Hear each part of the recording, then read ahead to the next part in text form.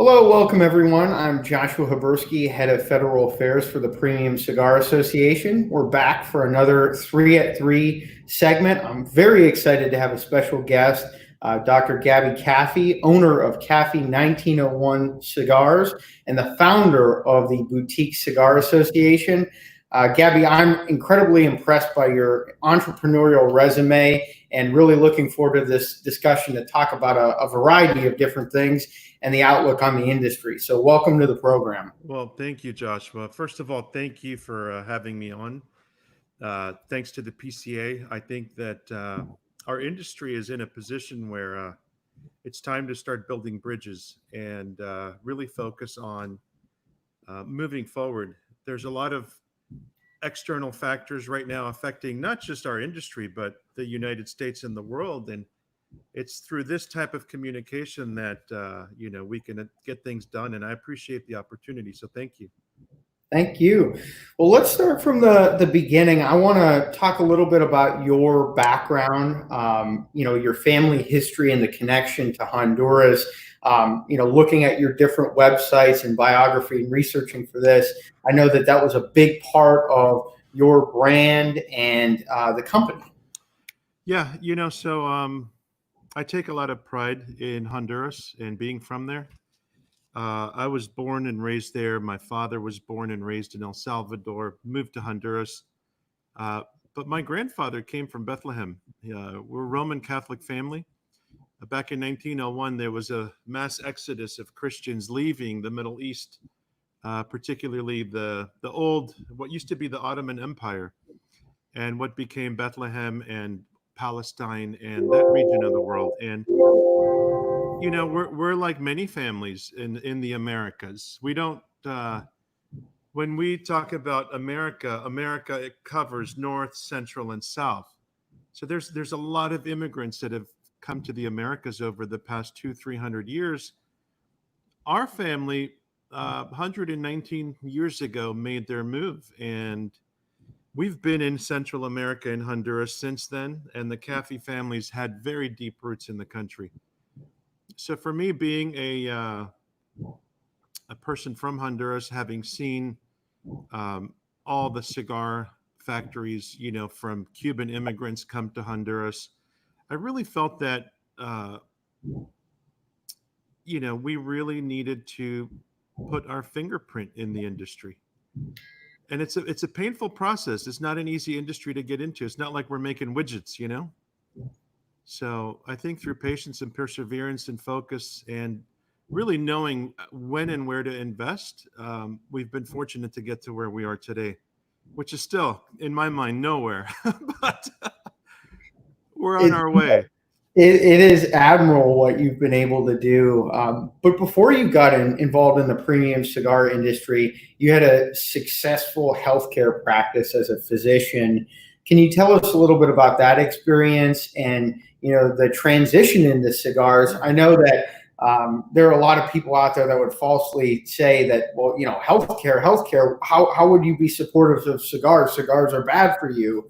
I fight that misinformation quite a bit here on Capitol Hill, and I'm sure that you, having experience in both areas, could shed some light on that as well. That's a great question, man. I could talk hours on this subject. I'll keep it short and sweet, right? Our family suffers from a disease called overachievers, right? We all have to see therapists for that. And I come from a family of doctors. My brother, when my parents brought us to this country, our parents brought us here. America's a land of opportunity, and they really saw education as something that would help us thrive. And my older brother became a vascular surgeon. I became a foot and ankle surgeon, and I specialized in lower extremity amputation prevention. I did a fellowship in Texas. I was really involved in a lot of the pathology that is involved with diabetes and cigarette smoking. I can honestly say we've never seen, my brother and I, we've talked about this a lot. We rarely see pathology affecting the system from a medical point of view, because cigars are not inhaled. the transition for me was a little bit difficult going from medicine to cigars because it wasn't by choice. It was something that back in 2008, I developed a disease of the retina. Both of my retinas separated, and it was like it happened abruptly. It's a condition called central serous chorea retinopathy. Um, it was a very challenging problem medically, but also legally. And I say legally because uh, my disability insurance carrier at the time, uh, ironically, this was in 2008, the previous economic crisis, right? They weren't honoring a disability claim.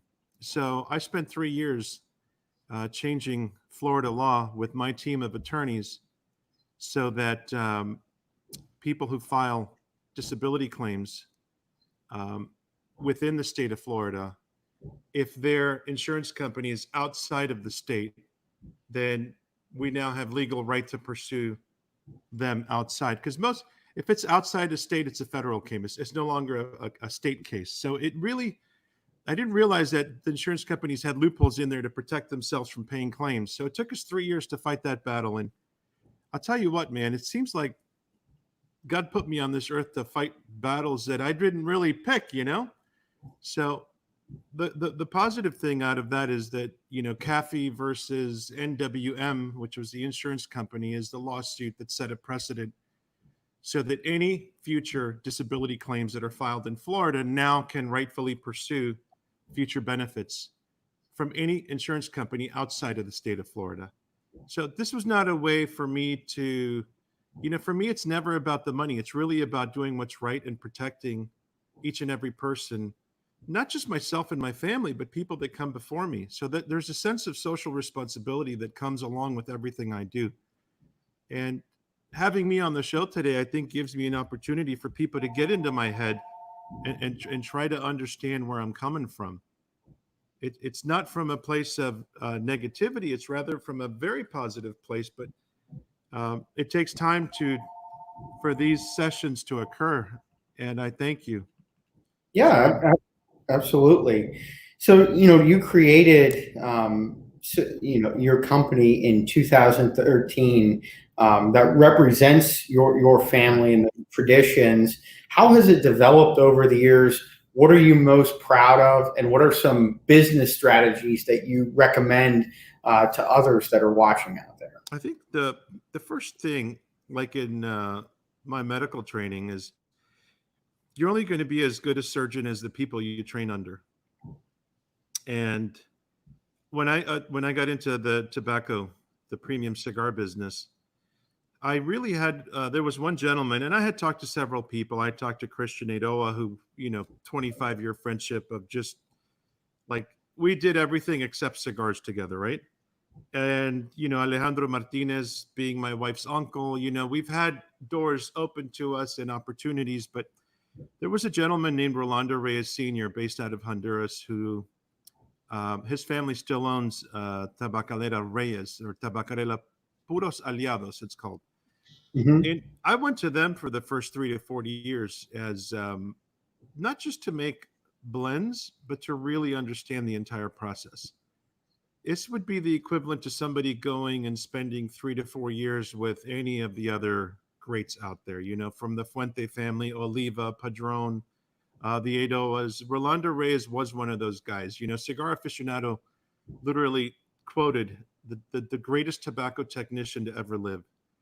And so my internship was with them for 3.5 to 4 years. And then I was finding growth issues. I wanted my own personality to come across in the blends. And the when I say personality, is tobacco is very, very sensitive to the fermentation process. And that's one thing I really take a lot of pride in, is the fermentation process that we put our tobacco through. And for me to really do what I wanted to do, we had to go set up our own facility in Honduras. That was another. So it's not like we just slapped a cigar band on a cigar and then, started selling. It was really a process of understanding from seed to rolling a cigar, how to get the blend, how to properly roll a cigar, the draw, the burn, the consistency, just everything. It's really it's a never-ending learning process, and it's beautiful. That's really interesting. So in terms of like some of the business strategies, how did you get it going, up and running where it is something that people would seek out your individual products? I think the business strategy is standard across the board with anything you do in life. Um, I come from a family that has thrived in business for over 100 years. Everything from energy to dairy to citrus, you name the industry, textiles, cotton. The first thread factory in all of Central America was one that my grandfather helped establish, and it's just so seeing the examples, right? And look, there comes a point when, in order to understand the process, now the first business I had set up was my practice, right? And mind you, having left medicine, which was highly regulated, and to go into the cigar business, which is now another, I call it a semi-regulated industry. I think we don't know if we're yet highly regulated, but we're semi-regulated. You got to produce a product. You have to put yourself in the shoes of the customer, the connoisseur. What are they looking for? What do they want? What's hot at the moment? What's working? What blends? And when I create blends, I really look at a global marketplace. I don't look at, I just want to make an 8x80, super strong cigar to sell in Texas. I think, we're in business to make money. That's true. Um, but I really want the blends to reflect my vision and our vision of great tobacco coming out of Honduras. And I think we're honored. The past 3 years, Cigar Journal has really, shed some light on us. And three of our blends, we have four core blends, and three of the four have been, nominated for best cigars coming out of Honduras. And that's out of our own factory, which has only been around for 4 years now. So we're doing something right. And the key to business is, I think, we don't do guerrilla marketing. Social media is great. I think a lot of it is, but, social media is for socializing. Business is business. And I think that's where you got to draw the line. You're not going to put a post and say, hey, a bundle of cigars, $50. That's not the business we want to build. We want to build a name that attracts people and curiosity. And, I think it really shows a lot in our business today. 60% of our market is outside the US. 40% is the US. And that's really been my target since day one. I didn't want to have all my eggs in one basket. That's interesting. That diverse. What areas are your products in outside of the United States? We're in interesting enough. We just landed a distributor in Hong Kong this last week, so that's 39 countries now. Wow. Everywhere from Europe, the Middle East, Africa. We're in 3 regions of Africa, Central America. We have distribution in Honduras, Brazil. I mean, there's Canada. I mean, it's really insane. And I got to tell you, it's 100% of that is from relationships. Not that I had before, but really knowing how to build relationships and understanding people's markets. When we take the time to understand the market in Bahrain or Dubai or Kuwait and really talk to the owners and understand what's working there, what's moving, what do people like, what's the best Cuban cigar selling in your region? Let's try to give them something, from Honduras that's on that level or better. And next thing you know, I mean, the years go by and it's just the loyalty that we have seen from people that support our brand. They've become family. And for me, that beats any 5-minute interaction I can have with anybody anywhere. People call me, I'm accessible. I think the secret to what we're doing is 24/7, I'm accessible. You call me at midnight. If I can't talk to you, I'll text you, I'll call you next morning, and then I build relationships with people. Mhm. I'm not here just to sell somebody a cigar. That's really important. With the shift to everything digital and virtual, how has your company adapted in this, period of time? You mentioned you just got a new account. I mean, that is, something I think people would be interested in hearing how you're able to do that when, cigars, and even in my industry, in advocating for cigars, it's such a relationship driven business, but a lot of it is person to person. Like, I've built the best relationships with, members of Congress, staff, as well as the industry by having a cigar, by sitting there and listening to their story and find out about their background.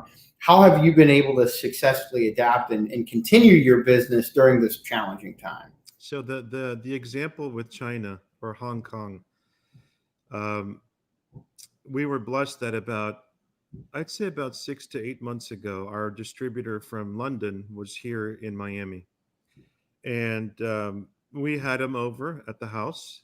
We're a very, our culture being from the Middle East and also from, how can I say, we're a very hands-on, loving. We love to feed you. We love to have drinks. We love to bring you into the family. Our I think our culture has really been instrumental in giving us the luxury to not just meet customers, but to host people.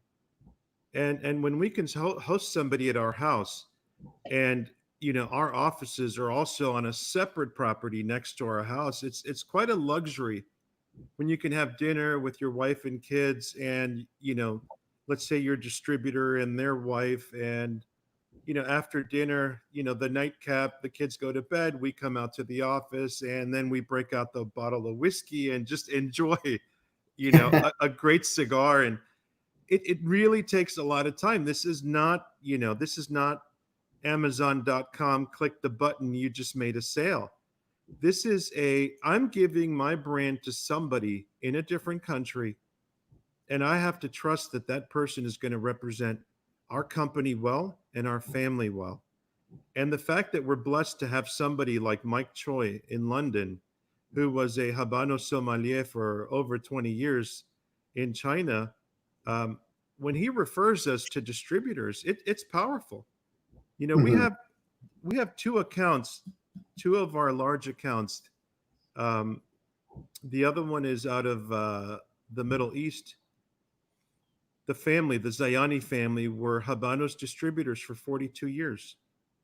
And these are the people that seek us out. They want to do business with people that are down to earth. They don't like egos. These are very, very wealthy people. They don't care, about your song and dance. They want to sit down with you. They want to get to know you.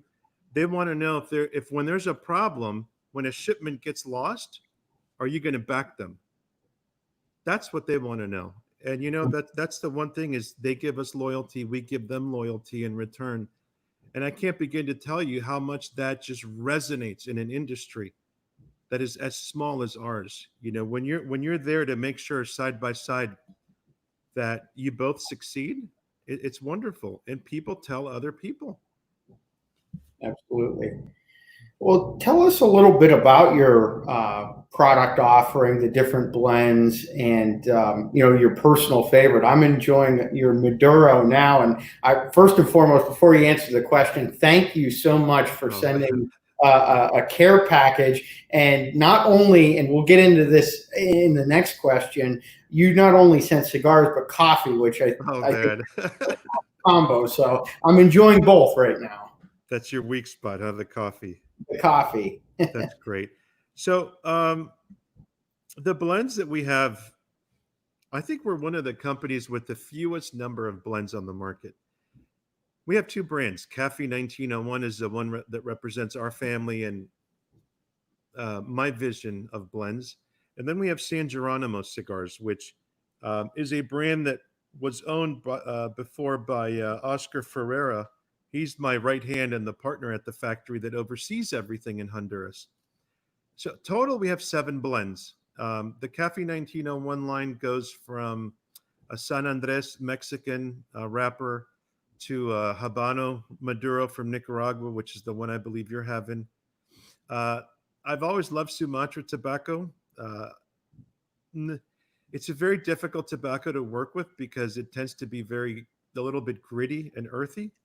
And to get the sweet notes out of it really takes extra fermentation. Um, and then our Connecticut blend, which is ironically, it's crazy. It's our best seller. Our Connecticut cigars are. I could literally, that Connecticut blend could pay the bills. It could keep our lights on. Hmm. I always sell, and it doesn't make any sense in this world of dark and thick wrapper tobaccos. Our best seller in the U.S. I'm not talking outside. Is our Connecticut blend. It's Wow. it's smooth, creamy. Everything we don't grow tobacco. All the tobacco that we buy direct from farmers. We've had issues in the past when we buy from, let's say, tobacco leaf distributors, where you do inspections of the bales, and then when it gets delivered, it's not exactly what you thought you had selected, and everybody has that problem in the industry. It's just not everybody talks about it. Um, but for us, buying from the farmers and seeing how we affect their families and their lives, really, we've built relationships with many farmers in Honduras, and we've got brokers that bring tobacco to us. On a weekly basis, we've got people pulling up at the factory with samples of tobacco that they have. And we're truly blessed. In total, we buy tobacco from 7 countries, 6 right now, but we're working on number 7, Peru. I'm dying to get some tobacco from Peru. That's amazing. I think, you look at the totality of the premium cigar industry and the global approach, all the different spokes of the wheel coming together. I'm amazed. I had an interview with Tobacconist University and really learned the agricultural side of things, and watch some of those videos. And it is an amazing process, and it's a compelling fact and figure to tell elected officials that 200 people at minimum are Yeah. going to touch this cigar before it comes together. And it's amazing to see all of that, and I commend you for all of the different Wow. approaches that you bring to that. It's very difficult. Thank you. It's very difficult, man. You know what? I I uh, I do a lot of things like this where we talk and stuff and we get to know each other. But one of the things that really drives me, man, is when you look at the faces of the people that depend on those jobs to make a living, to support their families. When the pandemic started, Honduras shut down for a month, and we've never failed our staff, not once. And it's through hard work and sacrifice. It's a lot of sacrifice. Sometimes last year Christmas came around, our family, we're healthy, we're blessed, but we didn't have a proper Christmas because we have responsibilities with our staff, and we put them first. And I think that's, when you say 200 hands, that's a lot of responsibility.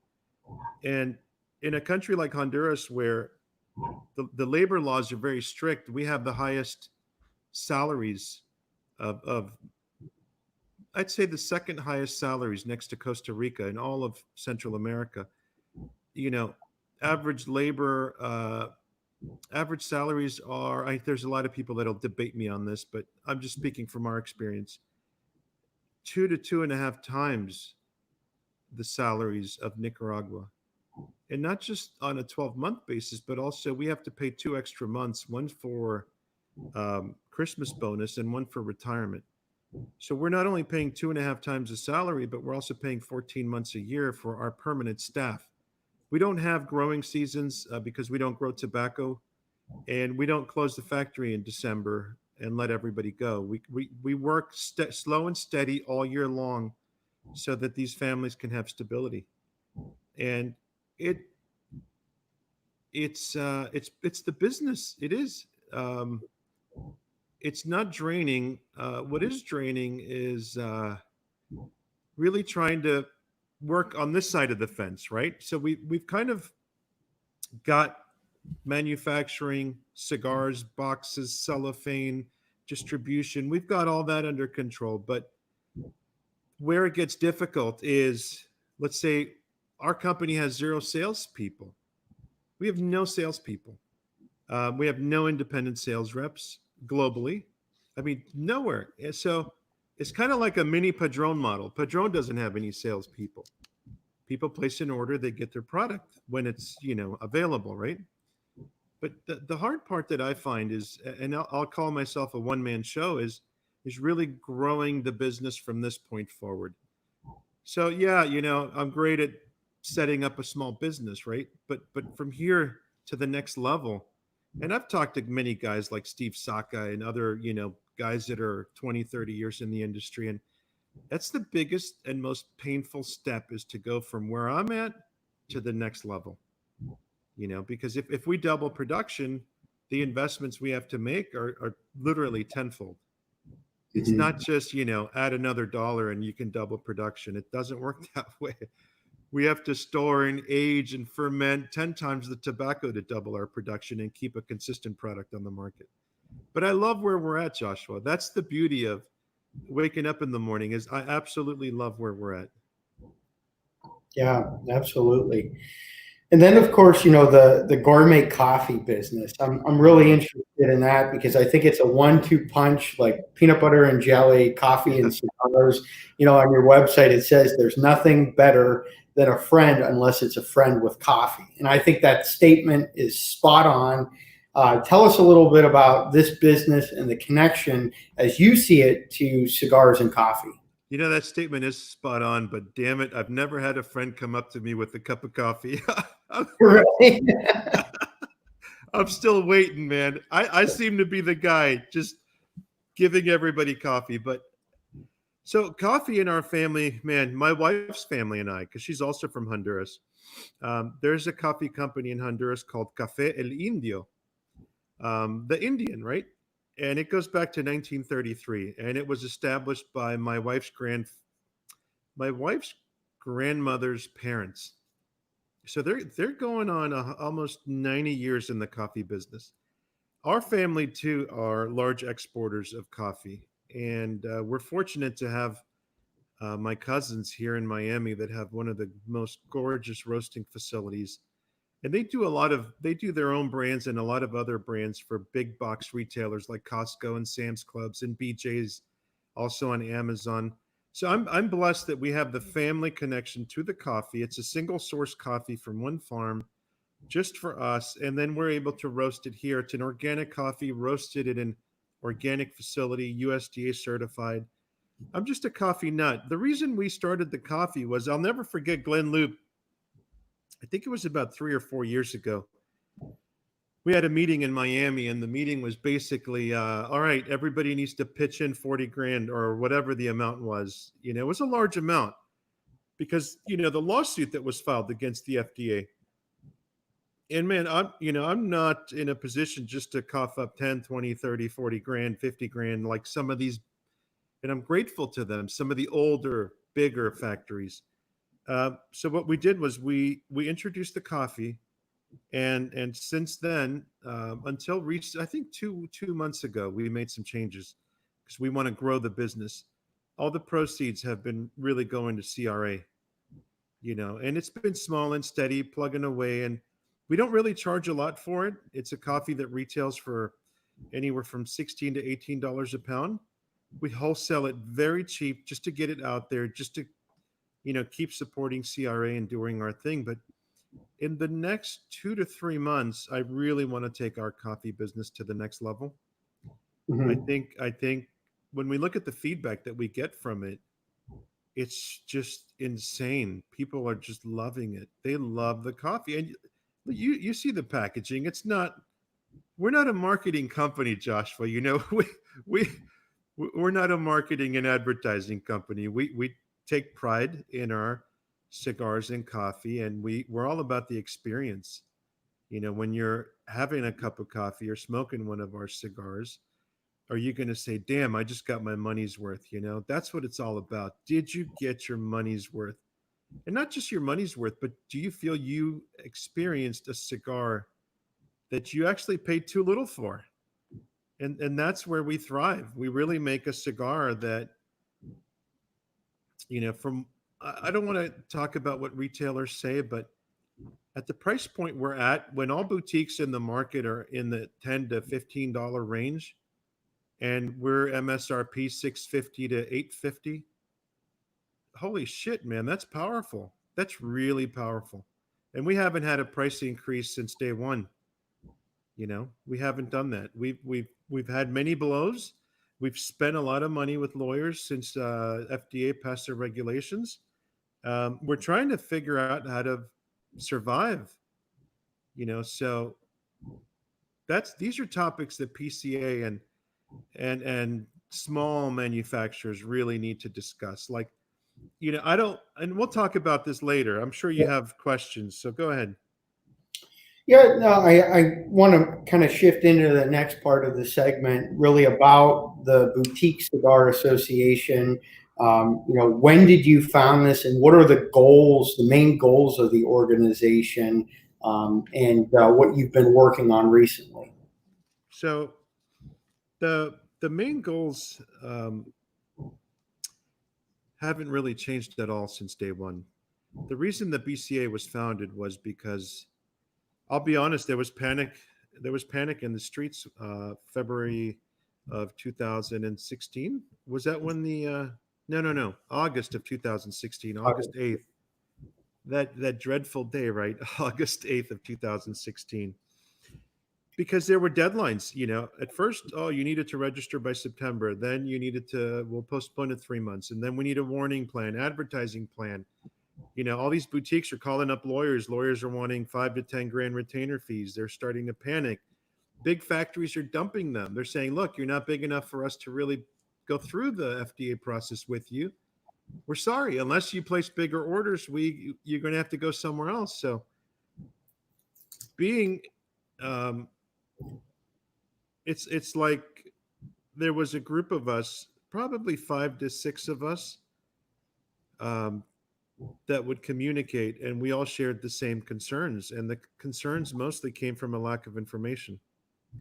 So what the Boutique Cigar Association, the vision of it was to become an information resource center for companies that don't really have the budgets to join, or like, I respect the membership fees of PCA and CRA, but let's be real, there's companies out there that $750 or $1,000, or to support. I know you could support at any level with CRA, right? But there was a problem getting information down to the small companies. So I took on the task of basically learning what the entire process was. We retained a great law firm. We still have been, we're still working with them. It's been 3-4 years now. And whatever information I gather as to how to proceed, we share that with our members. And it's a very unselfish process. They call me, I call them. We blast out emails. We have a board of directors. I'm not the only one. I'm the crazy guy with the idea, but we've got other guys that love the whole concept of the camaraderie, that there's actually somebody looking out for little companies. And we've done a great job, because I can honestly say every little company that was at risk because of fear of just going away has stayed in the industry. And some of them have even, grown a little bit. We're still in uncharted waters with September coming around. We see a lot of stuff going on with President Trump and wanting to ease regulations because of the pandemic, but we can't expect a pandemic to save our ass every time. This is like force majeure. We can't sit here and say, okay, great, there, 100 people died, let's save the cigar industry. That just makes no sense, right? 100,000 people have passed away from COVID. Look, working together as a united front and really understanding and being sensitive to people's resources is really what it takes to move forward and strengthen our entire industry. I've never seen our industry so divided when you got certain big players that just make these bold moves. And they're not just bold moves. They're kind of like political statements that they're making. And I think it's really embarrassing that they do things like that. Look, I get it. At the end of the day, they're big corporations. They want to make money. They have investors to answer to. But when you're in my shoes and you're a family-owned company and the investors I answer to are, can I put food on the table? It's a different conversation. And for PCA to reach out to me, man, I'm very grateful, and I think that there's a lot of room for evolution to take things to a very positive level where we can really put an emphasis on family-owned companies, because I think that's what drives this industry. So Absolutely. the I think BCA, go ahead, Josh. I'm sorry. I think it's spot on. I think, whether it's the small manufacturers or the retailers, we have a series of world events that have impacted the industry. We have a series of events that are coming up that are industry specific that can affect it. And, we're trying to, on the PCA side of things, work with everybody to try and not only sustain businesses in the premium cigar industry, but allow them to have conditions to grow. And that's where, last week we unveiled our economic blueprint for recovery. Yes. And different steps that will benefit, boutique cigar manufacturers, retailers alike.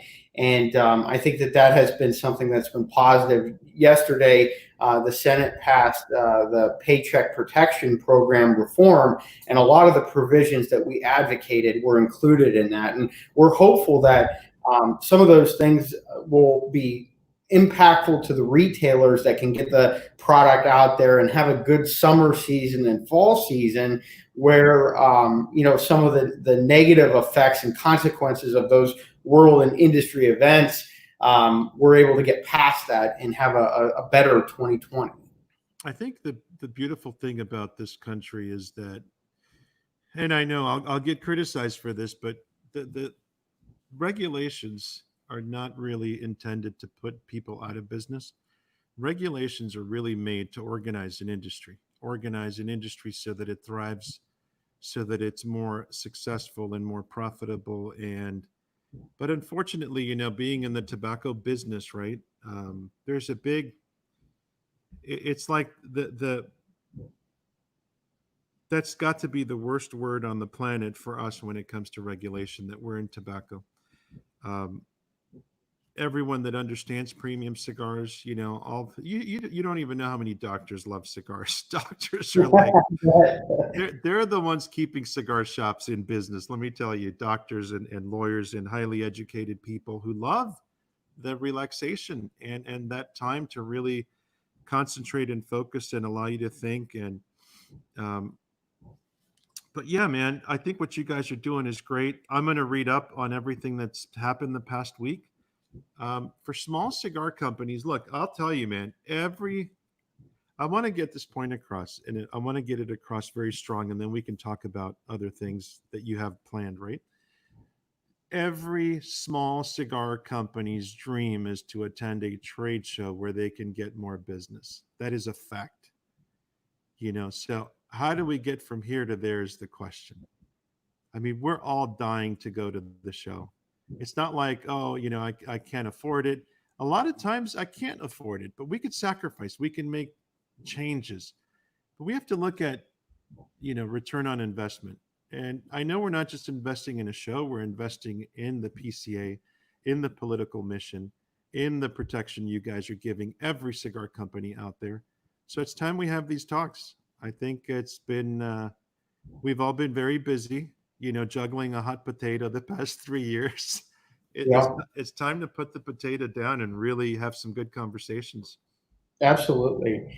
You mentioned, we've been active producing content, the show, the 3 at 3, which I think has been really successful in getting the different stories, the different personalities, the different, viewpoints on the premium cigar industry across to, consumers, retailers, and manufacturers. You also recently launched a successful podcast, Protecting the Legacy. Can you tell us a little bit about that project and where that's headed? So the podcast, great question, by the way. Everybody has the luxury of doing a Facebook Live, and we're all visual, right? We're visual people. We want to see, we want to participate, but I think that there's different ways to reach different markets, and the best way, and we have really found this because a lot of our downloads are coming from the international market. We're kind of shocked. I'd say about 10 to 12% are international. People love the podcast. They love seeing who's on there. And the whole concept of the podcast is, identifying people that should have some light shed on them, who they are. Like, I think last week we had Karen Berger from Esteli Cigar Factory, and getting to know the person. Who are you? Why do you do what you do?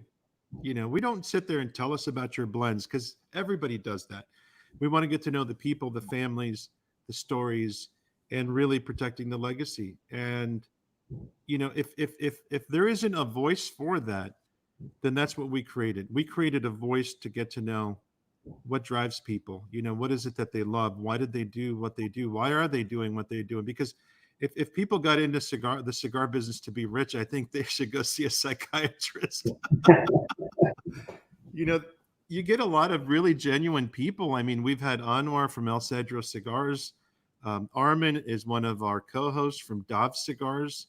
We've got Care Viajante from Stogie Road Cigars. We've got really quite a gamut of personalities. And, small companies, small brands, but guess what, man? They've got really strong reach within their geographic area. These guys, they thrive in their niche.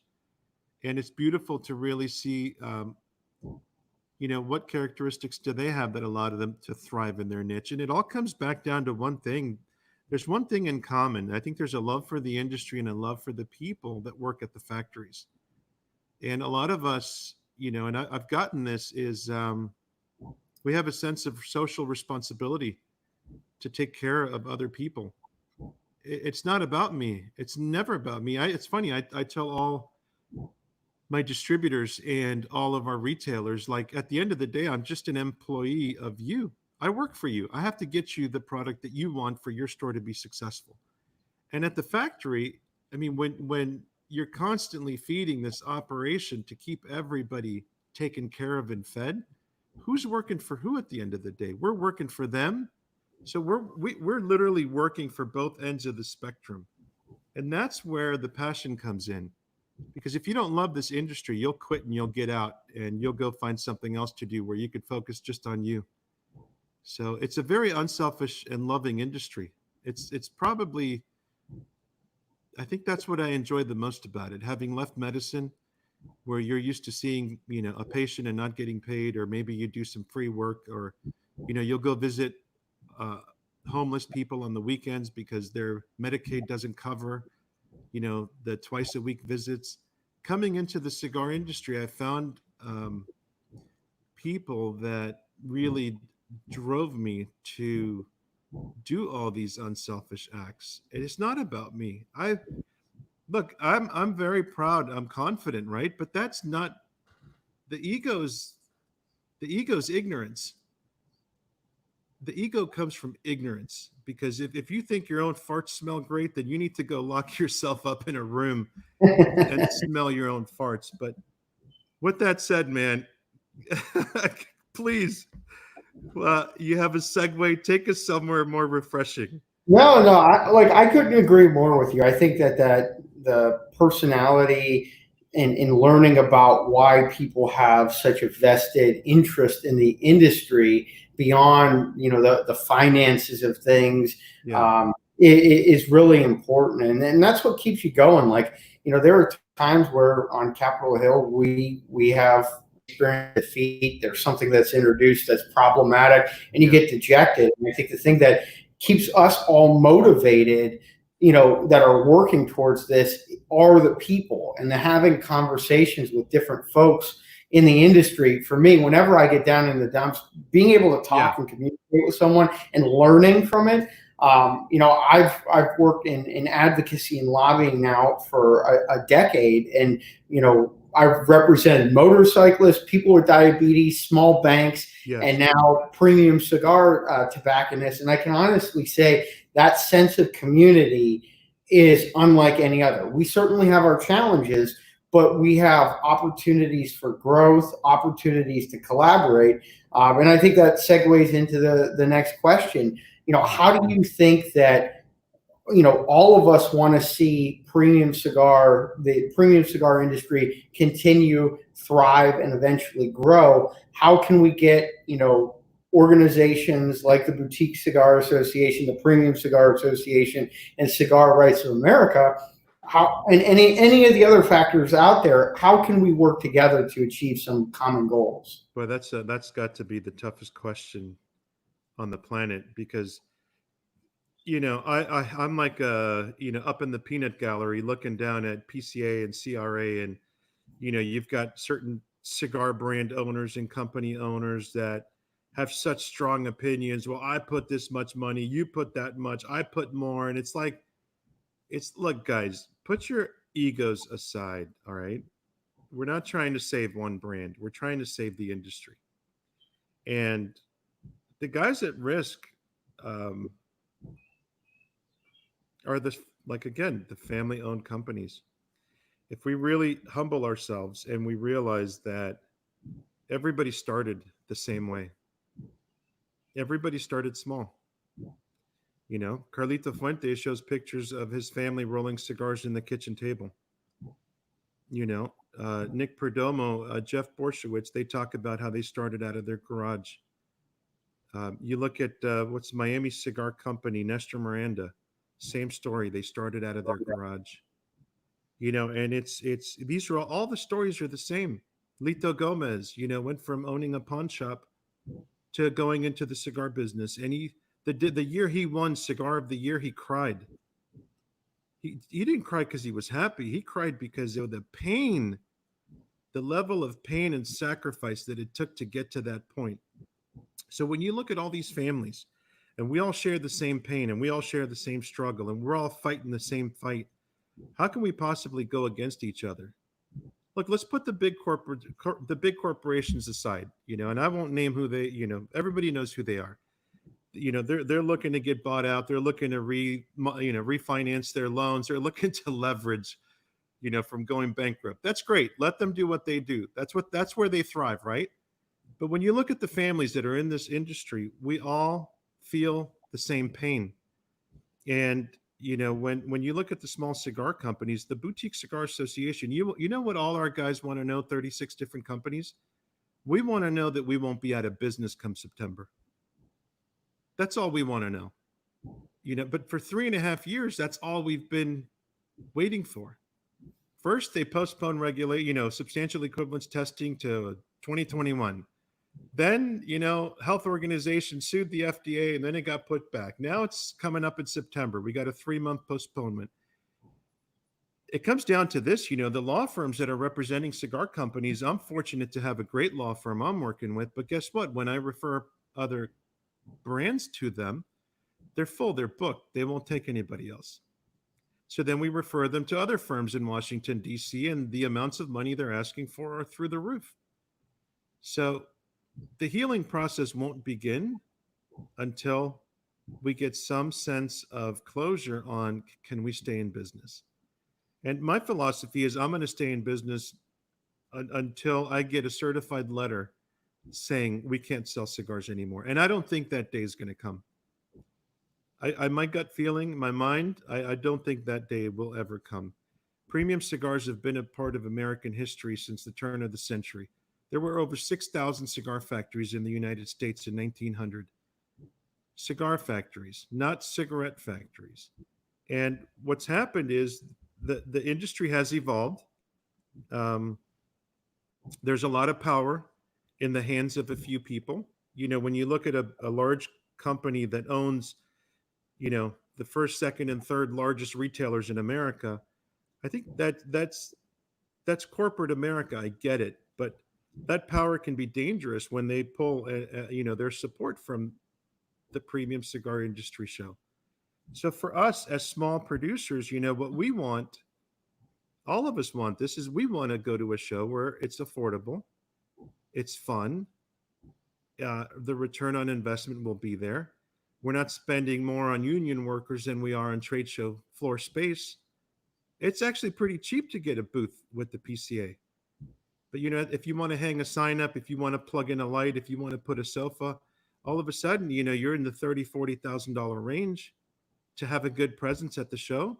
That's when you look at return on investment, it's not there. Why is Apple the greatest retail company ever? Brick and mortar retail, because they actually analyze return on investment per square foot. And I look at that. When I buy, tobacco, I have to look at what we're going to do with it, what we're going to get in return. So when the numbers make sense, then it's by all means, man, I think we're going to be flooding any trade show that allows us a venue where the interaction is there with retailers. With this pandemic, I don't know what to predict, for any trade show. It's not just PCA, man. I love you guys. I think you guys are great.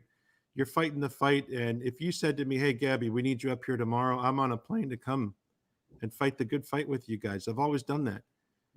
But when you look at the current state of affairs in America, I think we need to take a step back. During this time off, we need to come together.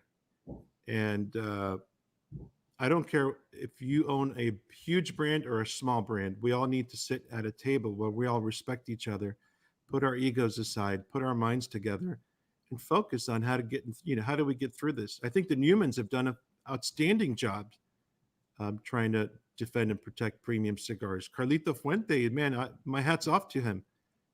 Rocky Patel, Alan Rubin, all these guys are fighting the good fight. Christian Eidoa, Jeff Borshowitz, Abe from Smokin, all these guys, man, have been, but you know what? It's been, 10, 12 years since they've started the battle? It's that battle needs to evolve.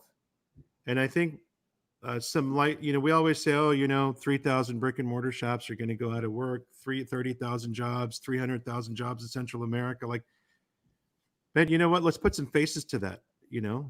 Let's have every small brand owner, all 30, 40, 50, 100 of us. Let's go to Washington, set up a date. We can all spend $1,000, $2,000 to go save our companies.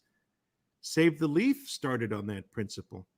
Danny Vasquez and his crew back 3-4 years ago with Glenn Loop. I was up there. I've never missed an opportunity to voice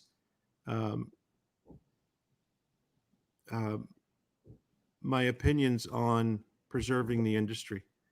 And that's really what the podcast is, an outlet for us to have a good time, relax, enjoy the camaraderie, but also hammer down the topic of, what do you guys, we ask everybody. So come September, what do you see happening to your company?